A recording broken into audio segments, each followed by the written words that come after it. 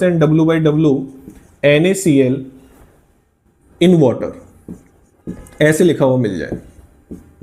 तो इसको कैसे पढ़ोगे आप, इसको कैसे पढ़ोगे आप, इसमें मेरे को ज्यादा इंटरेस्ट है, क्योंकि जैसा कि मैंने आपको बोला फॉर्मूले में मेरा ज्यादा इंटरेस्ट नहीं होता, कॉन्सेप्ट में ज्यादा इंटरेस्ट होता है, चीजें बहुत ज्यादा हो जाती है, भूल जाता है बच्चा, ठीक है ना। तो इसको कैसे पढ़ोगे, आइए पढ़ के दिखाता हूं मैं। Mass of solute dissolve in 100 gram of solution, ठीक है। इसको कैसे पढ़ोगे, इसको आप ऐसे पढ़ोगे 10 ग्राम NaCl, पढ़ना सीख लेना, कोई भी क्वेश्चन हो, चाहे जे एडवांस का क्वेश्चन क्यों ना हो, बन जाएगा आपसे। 10 ग्राम NaCl dissolve in 100 gram solution, ऐसे पढ़ा जाता है इसको।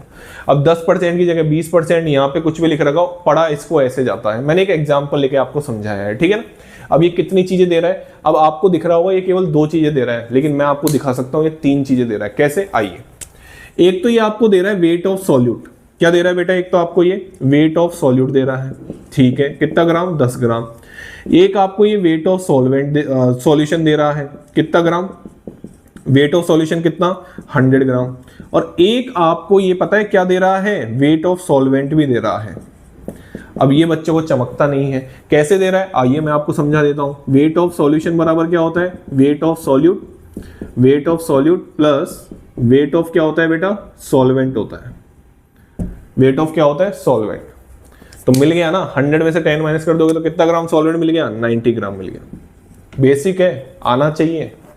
बच्चे को पता नहीं होता कौन कौन सी चीजें, इतना सा वर्ड हमको बता रहा है। जब मैं क्वेश्चन सोल्व करवाऊंगा ना नेक्स्ट वीडियो में, तो आपको पता लगेगा। बात समझ में आ गई। ये होता है मास परसेंटेज। अच्छा, 12th की एनसीईआरटी मैंने रेफरेंस ले रखी है, तो आप जब इसको पढ़ेंगे ना एनसीईआरटी में से, तो आपको देखने को मिलेगा कि इन्होंने सॉल्यूट की जगह कंपोनेंट लिख रखा है। उसमें टेंशन मत लेना, ठीक है ना। सॉल्यूट की जगह कंपोनेंट लिख रखा है, यहाँ पे सॉल्यूशन का वेट लिख रखा है, कोई टेंशन वाली बात नहीं है। और दूसरी चीज, उन्होंने है ना जहां पे भी कंसंट्रेशन टर्म पढ़ाई है ना, उसके नीचे उसका एक एप्लीकेशन पार्ट दे रखा है। जैसे इसके नीचे एक एप्लीकेशन पार्ट दे रखा है ब्लीचिंग सॉल्यूशन, हाँ जी हाँ, ये कमर्शियली यूज में आती है ये कंसंट्रेशन टर्म।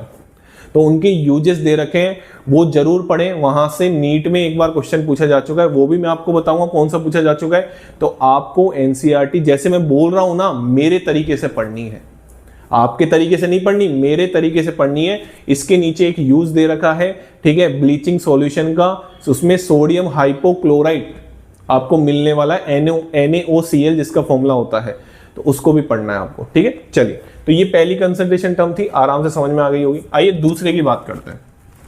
तो दूसरे की जब मैं बात करता हूं, तो दूसरे में आपका आता है, ठीक है, इसको मैं थोड़ा सा अपने अकॉर्डिंग चेंज कर देता हूं।